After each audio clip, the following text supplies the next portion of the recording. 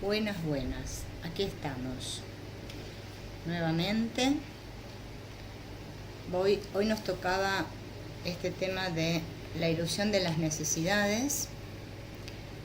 Es una sección, la sección 6 del capítulo 1 del significado de los milagros.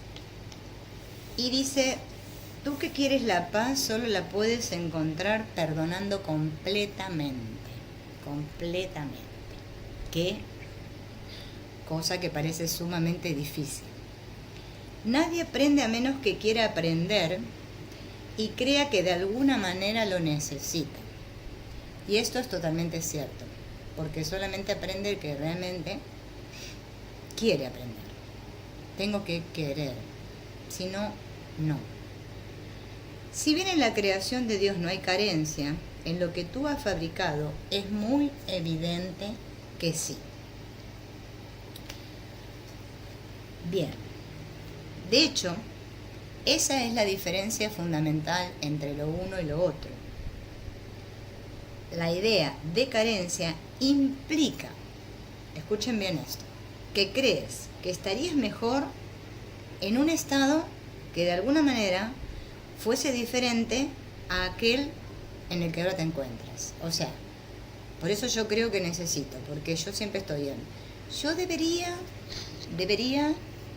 estar así, yo debería tener esto, yo debería tal cosa, yo debería... Claro, estamos esperando siempre, ¿no? Como deberíamos estar, y no lo estamos. Entonces parece que le exigiéramos al mundo que nos dé eso que nosotros creemos necesitar. Voy a poner la botellita por acá. Bien, continuemos.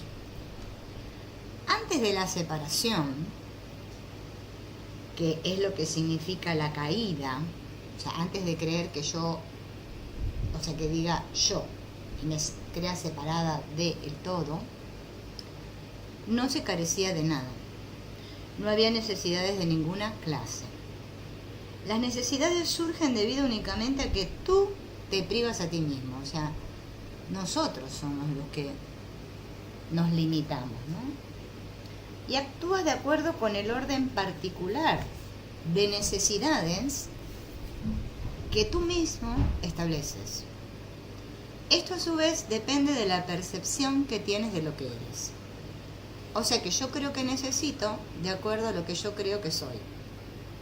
Según cómo me percibo, es como voy a creer que es lo que necesito. La única carencia que realmente necesitas corregir es tu sensación de estar separada de Dios. Piensen que claro. Si yo no sintiera que estoy separada de Dios, entonces no necesitaría nada. Pero como yo creo que estoy separada, entonces creo que necesito. Esa sensación de separación jamás habría surgido si no hubieses distorsionado tu percepción de la verdad, percibiéndote así a ti mismo como alguien necesitado. La idea de un orden de necesidades surgió porque al haber cometido ese error fundamental, ya te habías fragmentado en niveles que comportan diferentes necesidades. A medida que te vas integrando, te vuelves uno, y tus necesidades, por ende, se vuelven una. Cuando las necesidades se unifican, suscitan una acción unificada porque ello elimina todo conflicto. Esta idea de un orden de necesidades que proviene del error original de que uno puede estar separado de Dios, requiere corrección en su propio nivel antes de que pueda corregirse el error de percibir niveles. No te puedes comportar con eficacia mientras operes en diferentes niveles.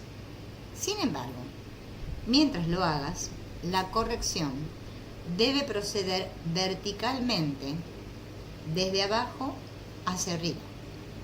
Eso es así porque crees que vives en el espacio, donde conceptos como arriba y abajo tienen sentido. En última instancia, ni el espacio ni el tiempo tienen ningún significado. ni ningún sentido. Ambos son meramente creencias. El verdadero propósito de este mundo es usarlo para corregir tu incredulidad.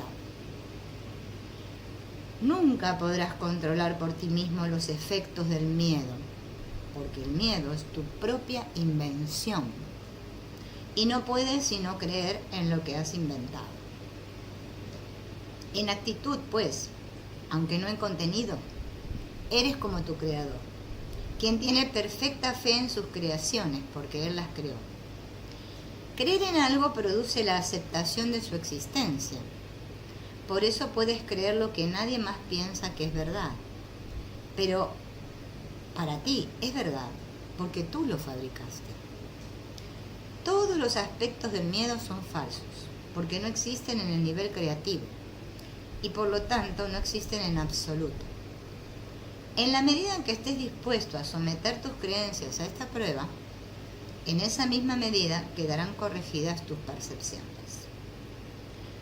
En el proceso de separar lo falso de lo verdadero, el milagro procede de acuerdo con lo siguiente. Es decir, que nuestro propósito en realidad es separar lo falso de lo verdadero. El amor perfecto expulsa el miedo. Si hay miedo, es que no hay amor perfecto. Es muy sencillo, ¿no? Hola Nubia, ¿cómo estás? Más, dice. Solo el amor perfecto existe. Si hay miedo, este produce un estado que no existe. O sea que cada vez que siento miedo estoy en lo falso, en lo irreal, a pesar de que siempre sentimos miedo, ¿no? Cree esto y serás libre. Solo Dios puede establecer esta solución y esta fe es su don. Luego de hablar de la ilusión de las necesidades, el curso continúa con las distorsiones de los impulsos milagrosos. Tus percepciones distorsionadas producen una densa envoltura alrededor de los impulsos milagrosos, dificultándoles el que lleguen a tu conciencia. La confusión de los impulsos milagrosos con los impulsos físicos es una de las distorsiones básicas de la percepción. Los impulsos físicos son impulsos milagrosos mal canalizados.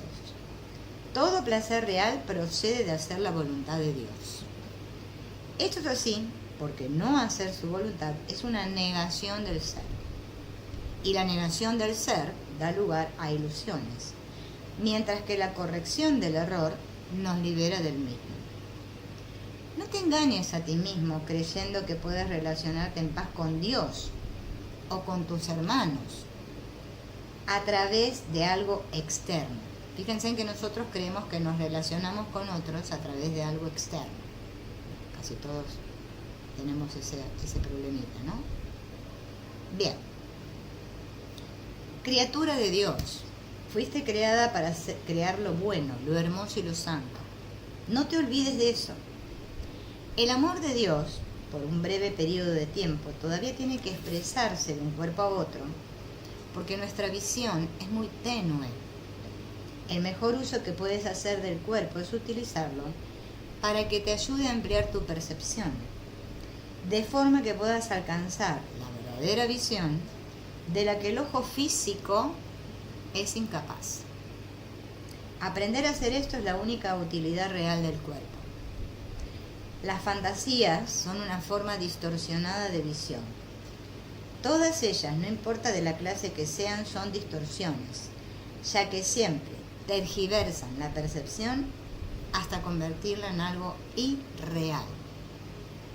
Los actos que proceden de distorsiones son, literalmente, las reacciones de aquellos que no saben lo que hacen. Las fantasías son un intento de controlar la realidad de acuerdo con necesidades falsas.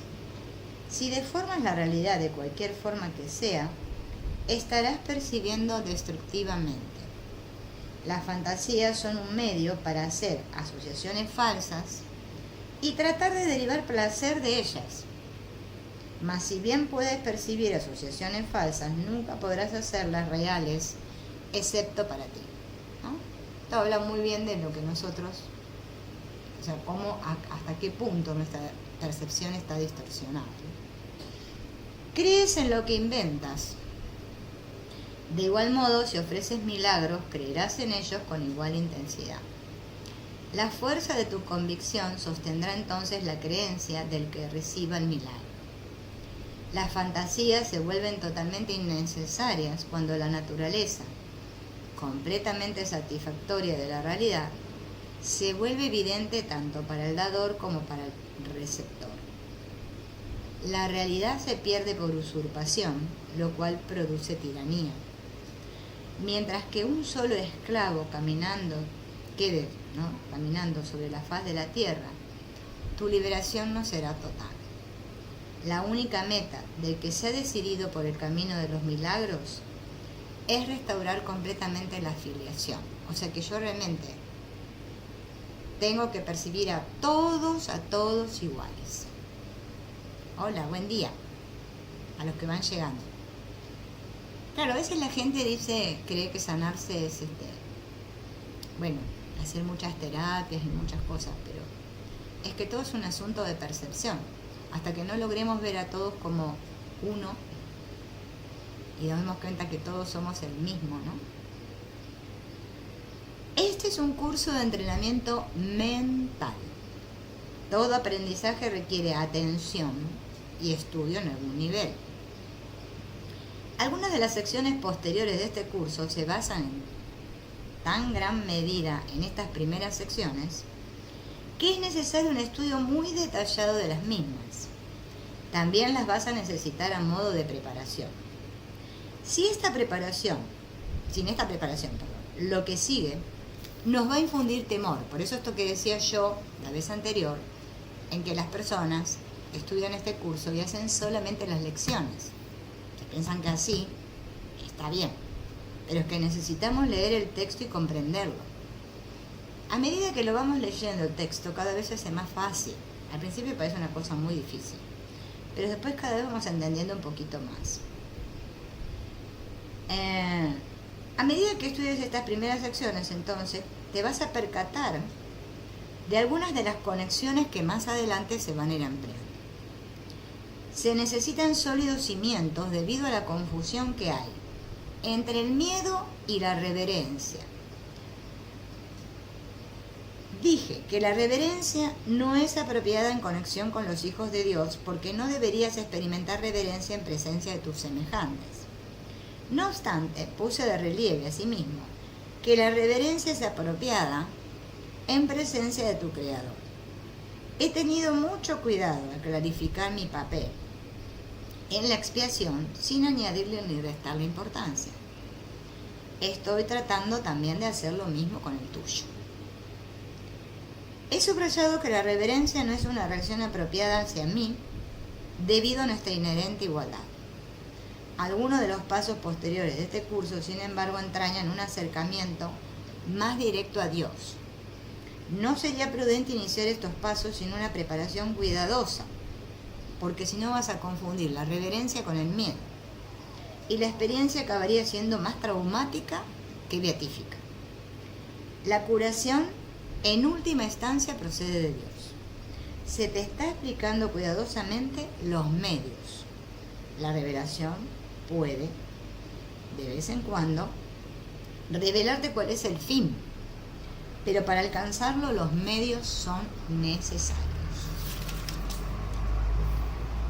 Y vamos a introducirnos en el capítulo 2, que habla justamente de la separación y la expiación. La famosa expiación, que recordemos que no es una cosa que yo tengo que alcanzar, sino que tengo que aceptar. Aceptar que la separación nunca sucedió.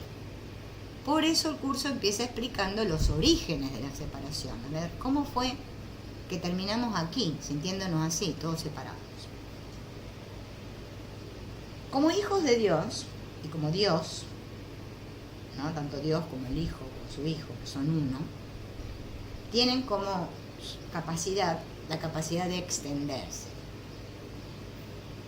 Dios se extendió a sí mismo y le infundió a sus creaciones, ¿no?, la misma voluntad de crear que Él posee. No solo fuiste plenamente creado, sino que fuiste creado perfecto. No existe vacuidad en ti debido a la semejanza que guardas con tu Creador, eres creativo. Ningún hijo de Dios puede perder esta facultad, ya que es inherente a lo que Él es, pero puede usarla de forma inadecuada al proyectar. Es decir, que nosotros, esta capacidad de extendernos, se transformó en proyectarnos. Ahora nos proyectamos. Bien, ¿cuándo se produce la famosa proyección? Cuando yo creo que en mí hay carencia.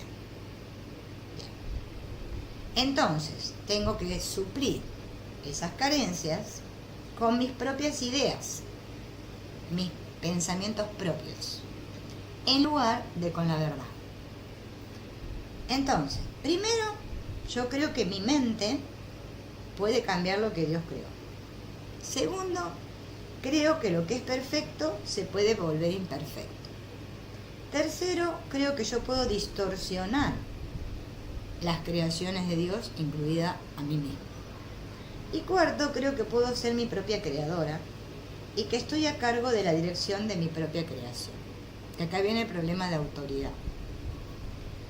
Estas distorsiones, relacionadas entre sí, son un fiel reflejo de lo que realmente ocurrió en la separación, o el desvío hacia el miedo se llama también. Nada de eso existía antes de la separación, ni existe ahora. Todo lo que Dios creó es semejante a Él. La extensión, como Dios la emprendió, es similar al resplandor interior que nosotros heredamos de Él.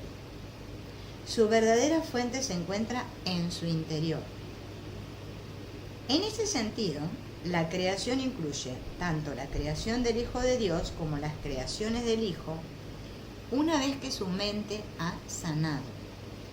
Esto requiere el libre albedrío, con el que Dios nos dotó, ya que toda la creación amorosa se otorga libremente en una línea continua en la que todos los aspectos tienen el mismo rango. Este asunto que nombra acá ahora el curso, ¿no?, en este párrafo 3, que habla del jardín del Edén, es justamente la condición que nosotros teníamos antes de sentirnos separados. Antes de la separación vivíamos en el paraíso. Todo era uno, por eso se dice que Adán y Eva estaban desnudos y estaban felices. No sentían vergüenza, ni culpa, ni nada. Está refiriéndose a un estado mental en el que no se necesitaba nada. Pero cuando Adán dio oído a las mentiras de la serpiente, que en realidad parece ser que fue la Eva, no sé si fue Adán, lo único que oyó fueron falsedades. Tú no tienes por qué continuar creyendo lo que no es verdad, a no ser que así lo elijas. Todo ello puede literalmente desaparecer en un abrir y cerrar de ojos, porque no es más que una percepción falsa. Lo que se ve en sueños parece ser muy real. Lo que es más, en la Biblia se menciona que sobre Adán se abatió un sueño profundo, mas no se hace referencia en ninguna parte a que haya despertado. El mundo no ha experimentado todavía ningún despertar o renacimiento completo. Un renacer así es imposible mientras sigas proyectando. Proyectar es lo mismo que crear falsamente. La capacidad de extender,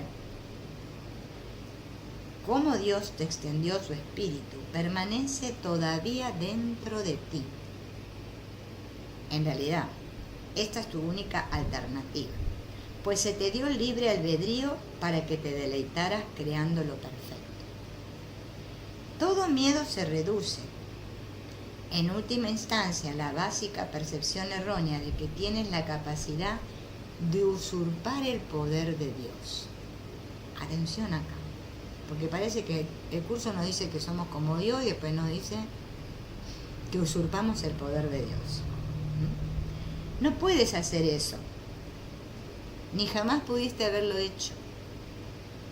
En esto se basa el que puedas escaparte del miedo. Te liberas cuando aceptas la expiación.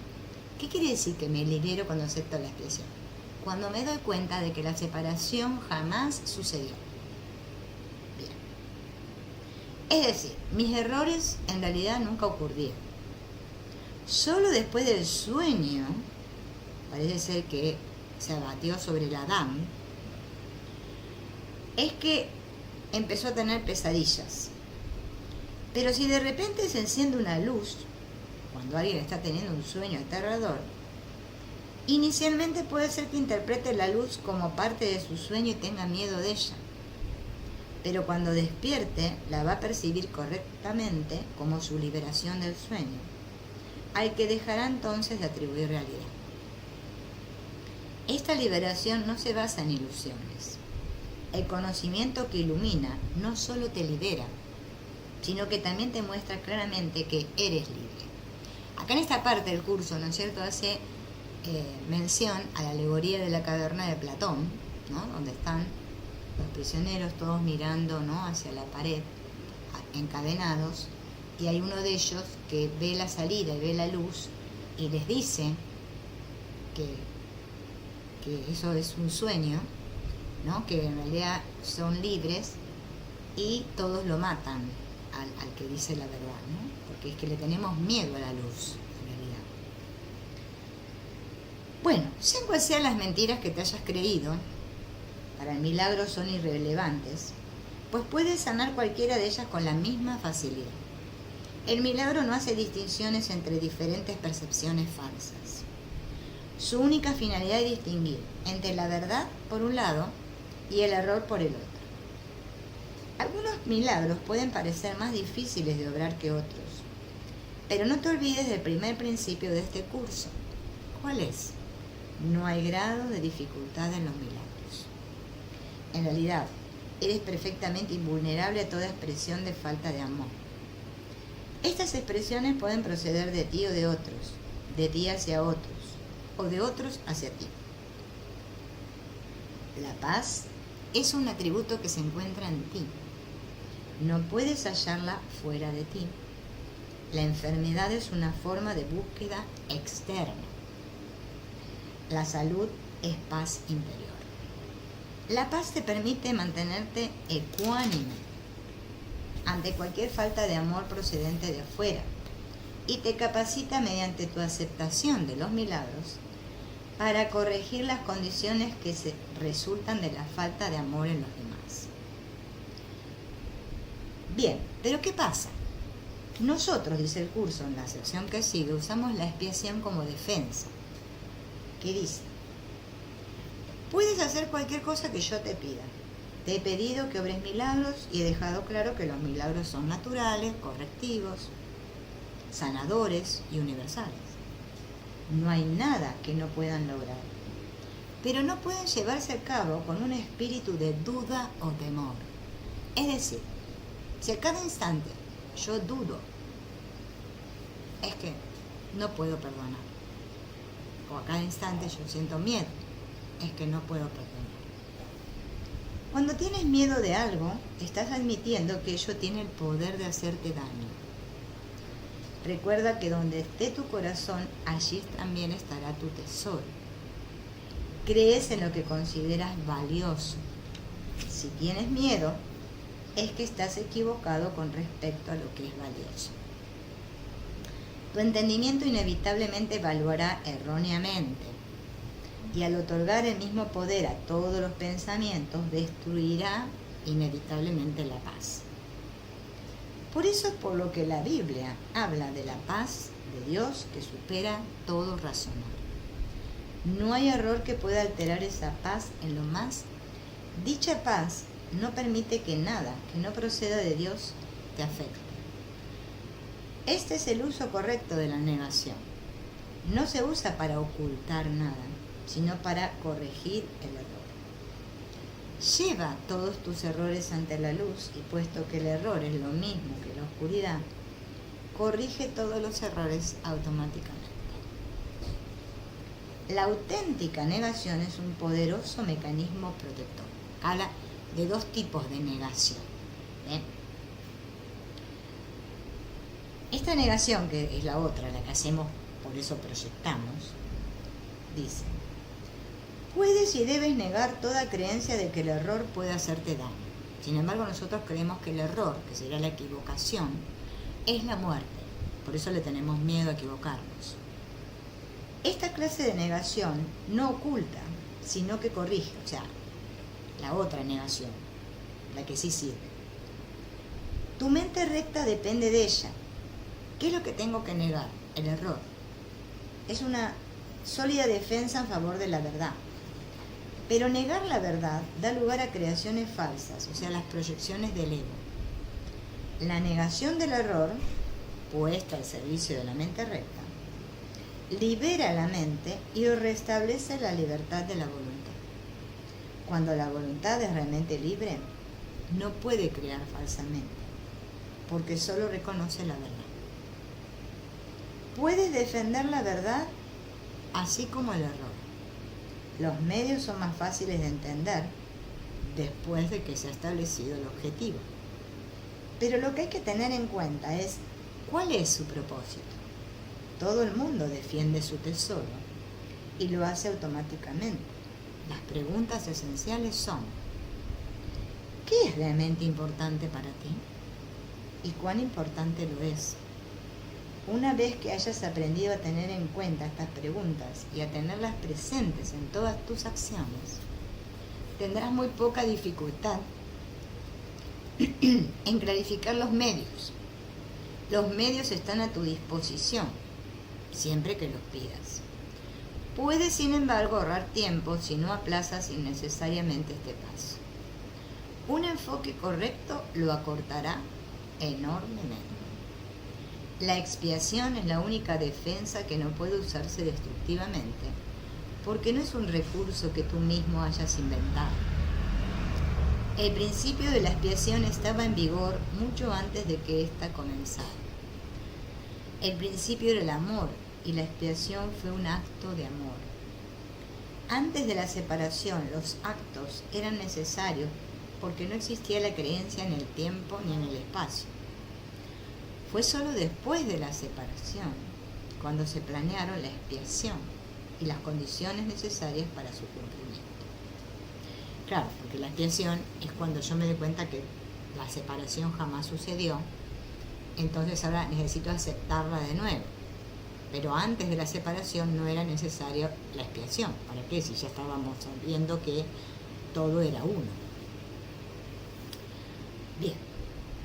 Se necesitó entonces una defensa tan espléndida que fuese imposible usarla indebidamente, aunque fuese posible rechazarla. Su rechazo, no obstante, no podía convertirla en un arma de ataque, que es la característica intrínseca de otras defensas. La expiación, pues, resulta ser la única defensa que no es una espada de dos filos. Tan solo puede sanar, porque cuando yo recuerdo que la separación jamás sucedió, es que estoy aplicando el perdón. La expiación se instituyó dentro de la creencia en el tiempo y en el espacio para fijar un límite a la necesidad de la creencia misma y, en última instancia, para completar el aprendizaje. La expiación es como la lección final. El aprendizaje en sí, al igual que las aulas donde tiene lugar, es temporal. O sea, acá estamos en el aula temporal, ¿no? La capacidad para aprender carece de valor cuando ya no hay necesidad de cambiar. Los que son eternamente creativos no tienen nada que aprender. Tú puedes aprender a mejorar tus percepciones y puedes convertirte progresivamente en un mejor alumno. De este modo habrá cada vez más armonía entre la creación y tú.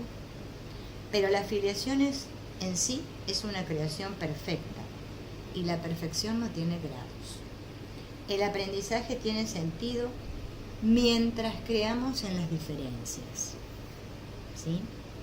Espérenme un segundito, que ahí vino alguien, tengo que ya atiendo a ese ya, ¿no?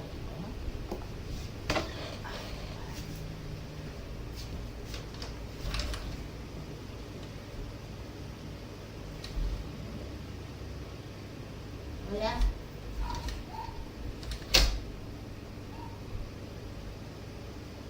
Ya no vino. Ay. Bueno, parecía que sí, pero no. A ver. Bien. Entonces, aprendemos aquí porque es que nos creemos separados. Si no, no pasaría nada, no tendríamos que aprender. La evolución es un proceso en el que aparentemente pasas de una etapa a la siguiente.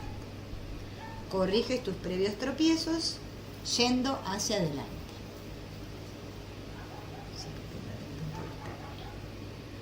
Bien. Este proceso es incomprensible en términos del tiempo, puesto que retornas a medida que avanzas. La expiación es el medio a través del cual puedes liberarte del pasado a medida que avanzas, porque desvanece los errores que cometiste en el pasado, haciendo de este modo innecesario que sigas volviendo sobre tus pasos sin avanzar hacia tu retorno. En este sentido, la expiación ahorra tiempo, pero al igual que el milagro al que sirve no lo abole. Mientras siga habiendo necesidad de expiación, seguirá habiendo necesidad de tiempo. Pero la expiación, en cuanto que plan que ya se ha completado, tiene una relación única con el tiempo. Hasta que la expiación no se complete, sus diversas fases evolucionarán en el tiempo. Pero la expiación en su totalidad se encuentra al final del tiempo.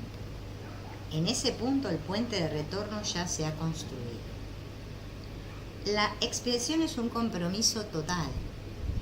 Puede que aún asocies esto con perder, equivocación esta que todos los hijos de Dios separados cometen de una u otra forma. Resulta difícil creer que una defensa que no puede atacar sea la mejor defensa. Eso es lo que se quiere decir con los mansos heredarán la tierra. Literalmente.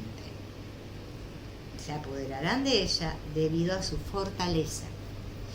Una defensa de doble filo es intrínsecamente débil porque tiene doble filo. Y puede volverse contra ti inesperadamente. Esta posibilidad no se puede controlar excepto con milagros. Es decir, ¿qué es un milagro? Volvamos a recordar. Con un cambio de percepción. Eso que veo ahí fuera, soy yo misma. Mi hermano y yo somos el mismo. Bien, ya estamos en la expiación. Claro, parece un sacrificio, pero bueno, no lo es.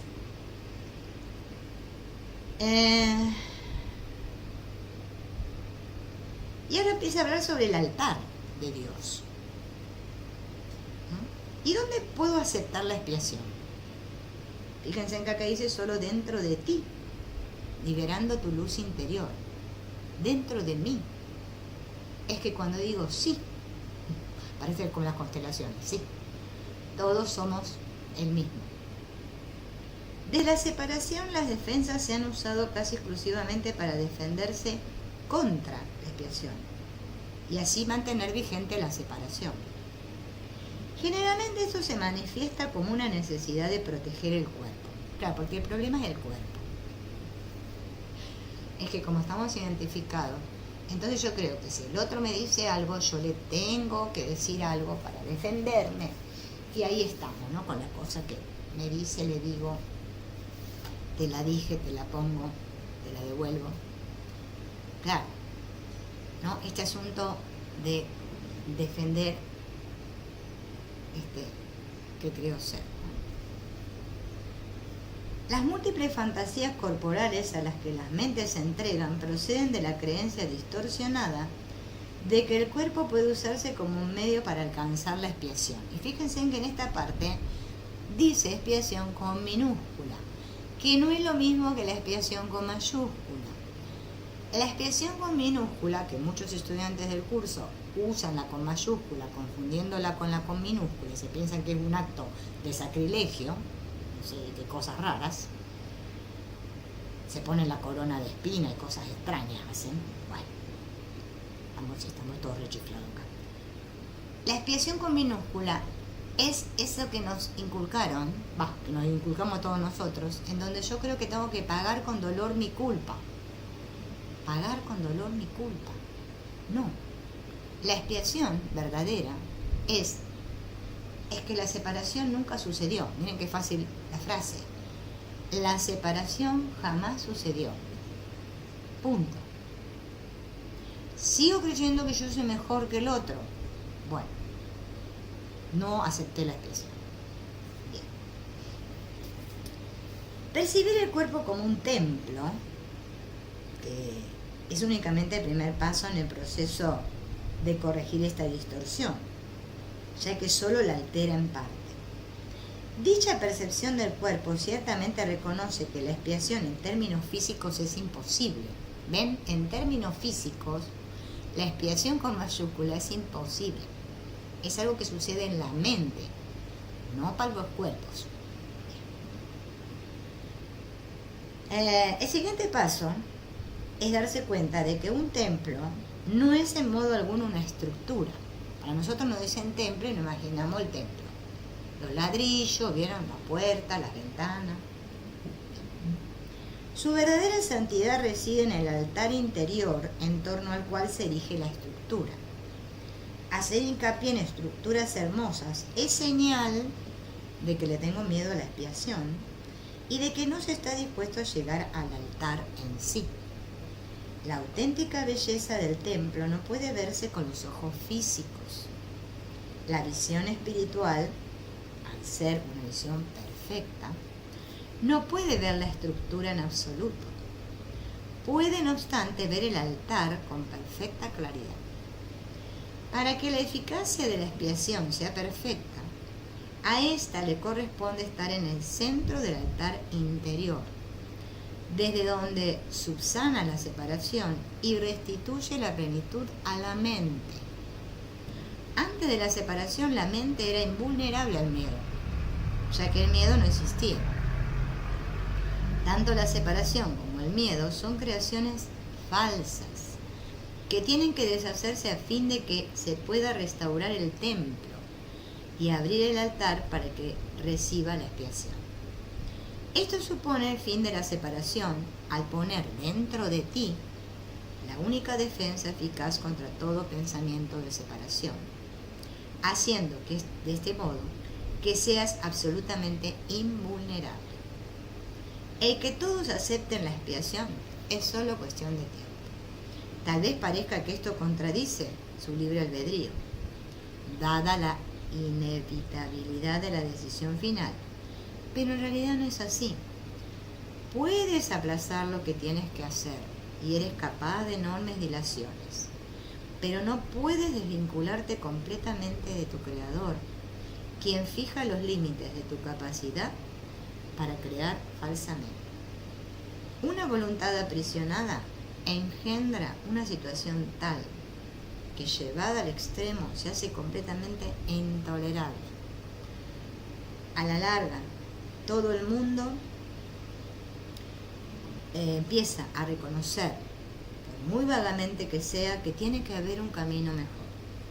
Y a medida que este reconocimiento se arraiga más, acaba por convertirse en un punto decisivo en la vida de cada persona. Esto finalmente vuelve a despertar la visión espiritual y al mismo tiempo mitiga el apego a la visión física. Este alternar entre los dos niveles de percepción se experimenta como un conflicto que puede llegar a ser muy agudo, y aún así el desenlace final es tan inevitable como Dios. Bueno, amigos, vamos a dejar por hoy aquí. Continuaremos en la próxima. Quédense reflexionando sobre estos capítulos que son muy buenos.